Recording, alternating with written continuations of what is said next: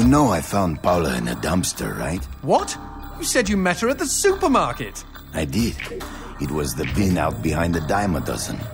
And you just picked her up out of the rubbish and brought her home? Why no? Sometimes I think I hardly know you.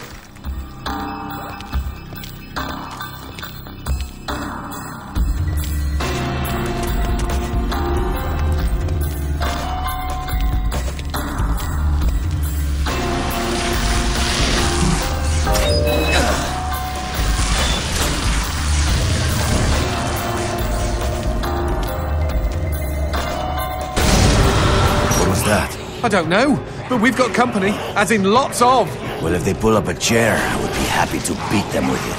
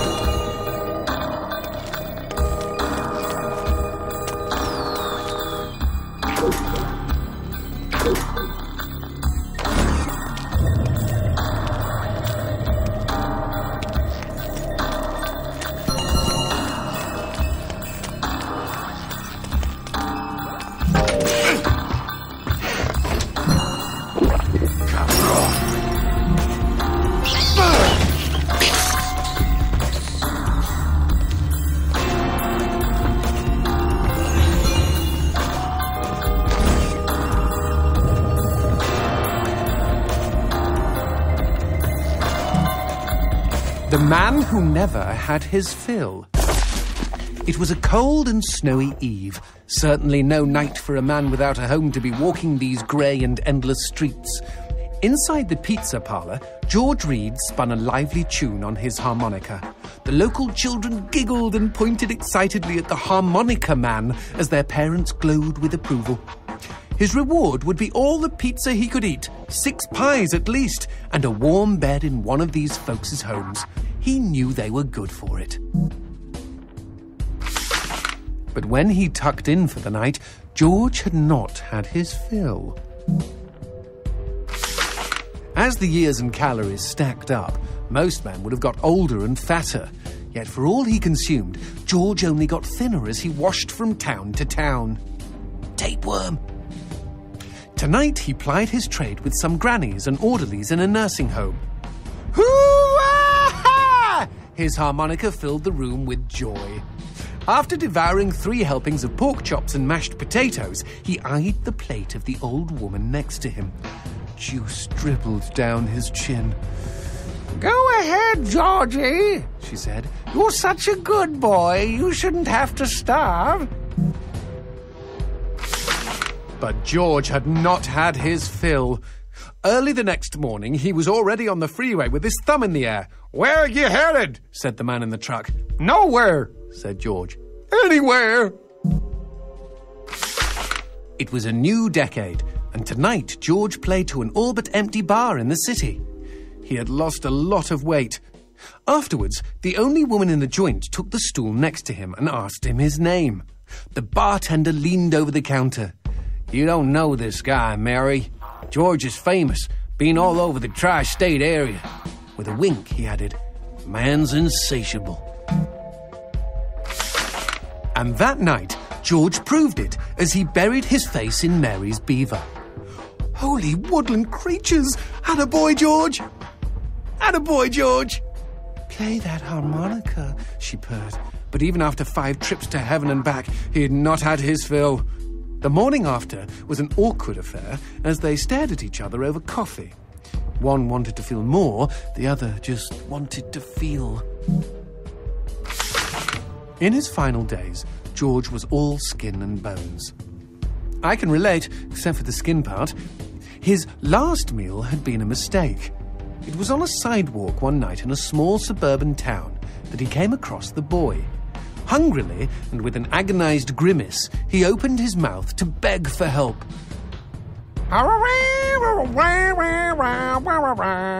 Out came a cacophony of wheezes and toots, but the boy understood. Wait, you mean Jorge ate his harmonica? Once he was alone, George Reed looked at the candy bar he held in one hand and began to cry.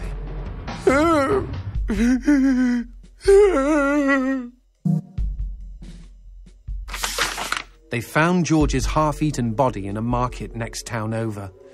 In one hand he held a knife, in the other a fork. Chunks of flesh had been torn from his chest and his arms. Blood framed an eerie smile. The wind that morning blew fierce, and as it whistled through the hole he'd carved out of his own neck, the harmonica man played his last song in this world. There were Gawkers, and many knew him. They shared stories of how he'd filled them with hope, filled them with life. They, at least, had had their fill. Especially Mary. The end.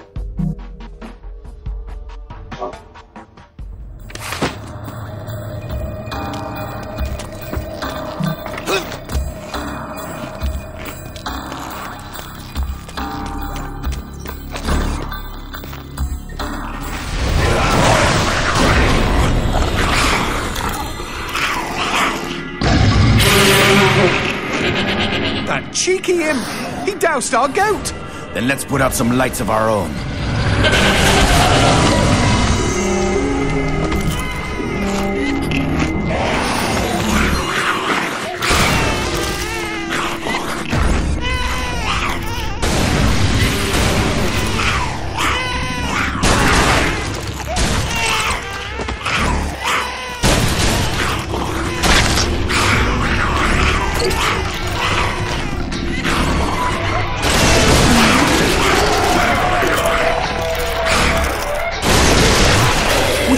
Bust a cap in those mother fudges before they douse the lights.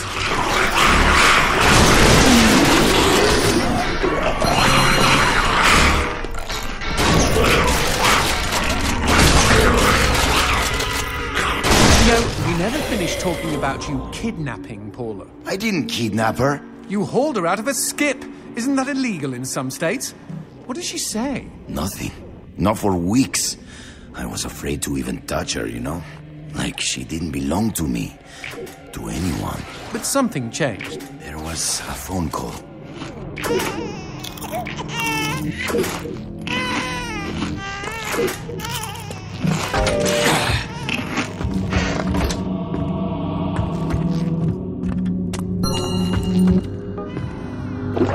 Feels good.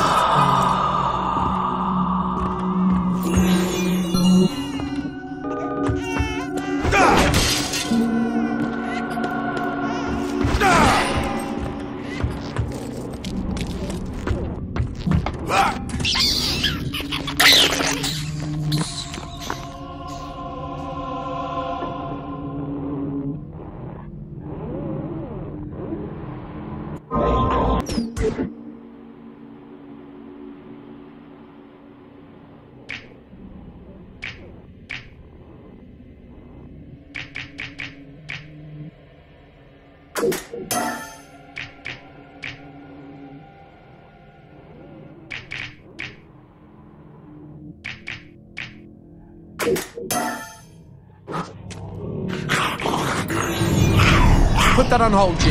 We've got company.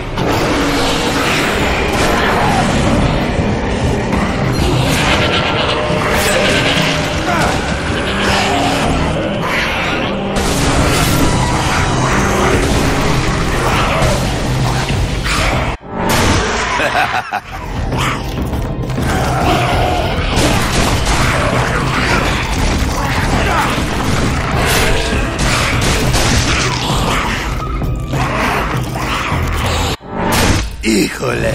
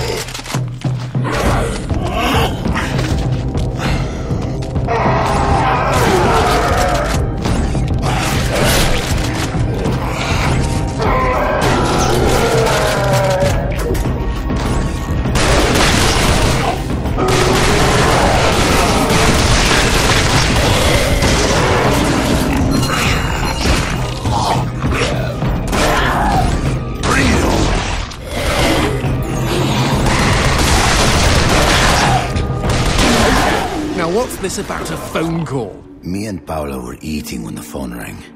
Suddenly, she slams her fork down and says, "Don't answer it!" Creepy. First thing she ever said to me. But I got up to take the call.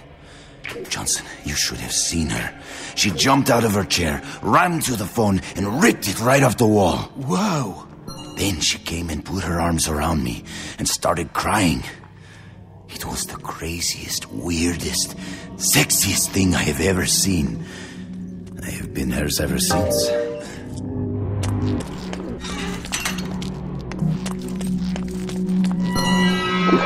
Pinche cabrón! Ooh, feels good! What? Demons don't like teeth? The gun laws here are very strict. Haven't you wondered why they don't shoot back? You and I are violating almost every rule in the book. Heck, I'm practically made of teeth.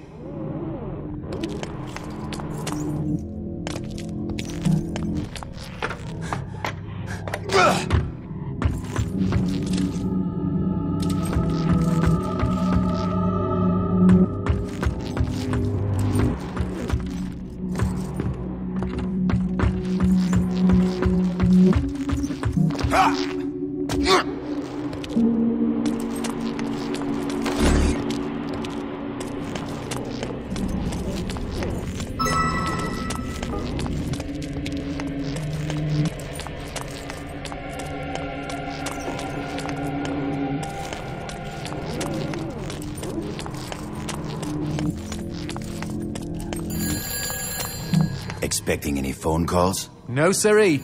Maybe it's from Paula. Or at least someone with answers.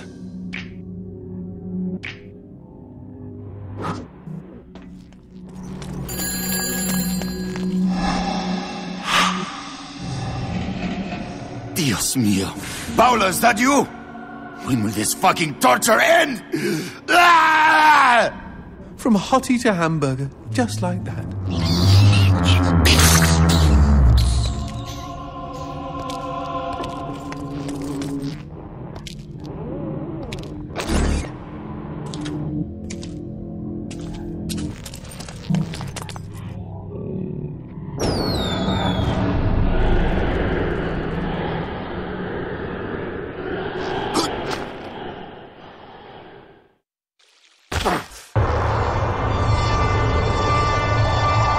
Fireworks! We could use these to chase away the darkness, at least in short bursts.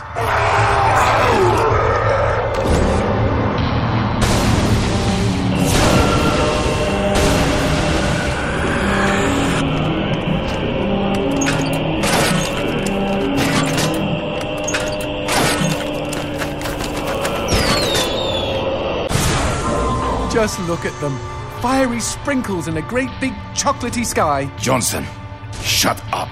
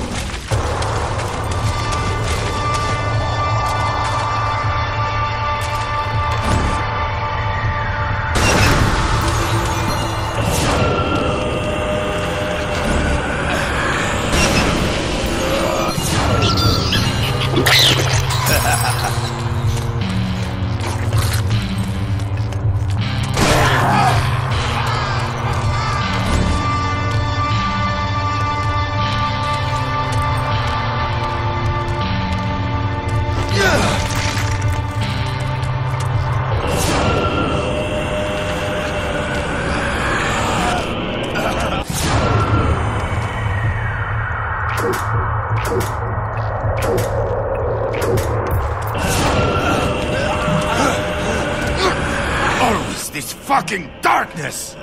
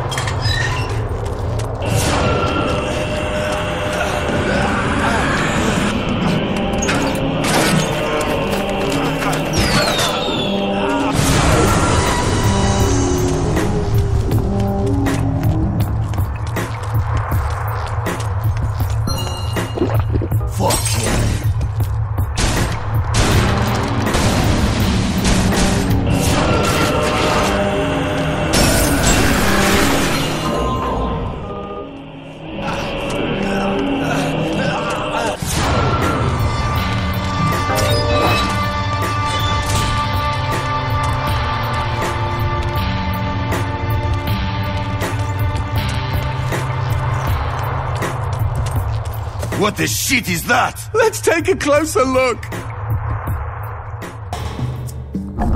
Well, howdy-ho! Name's Christopher. Now, don't y'all be afraid. I ain't gonna bite. Trust me. You see, I'm what you call a mixture of beast and human. Oh, best of both worlds, my pappy said. But what are you doing around these parts? Ain't you a mortal? Why should I tell you?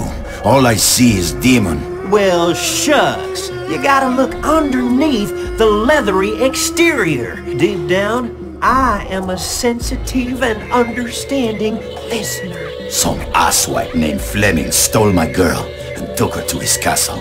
I am here to take her back. Meaning you are on a quest to kick the Prince of Evil's ass? Holy shit! Oh, I want in on some of this action. How can I help, huh? How can I? Well, I hope that you're offering more than just enthusiasm. I tell you what, I get pretty hungry, and I just love them white gems. You get enough of those and we can trade. With the right incentive, I might even be able to introduce you to some real product. Know what I mean?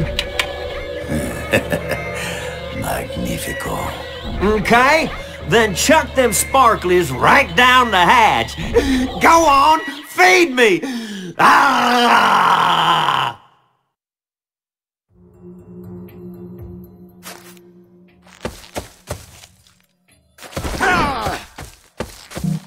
Howdy-ho, if it ain't my bestest buddies.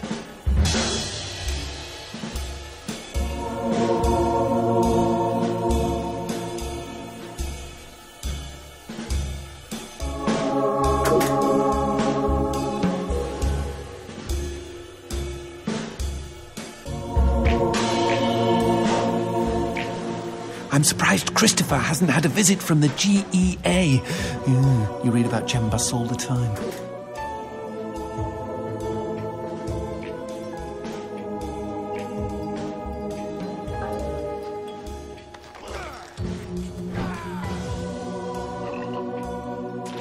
See y'all real soon.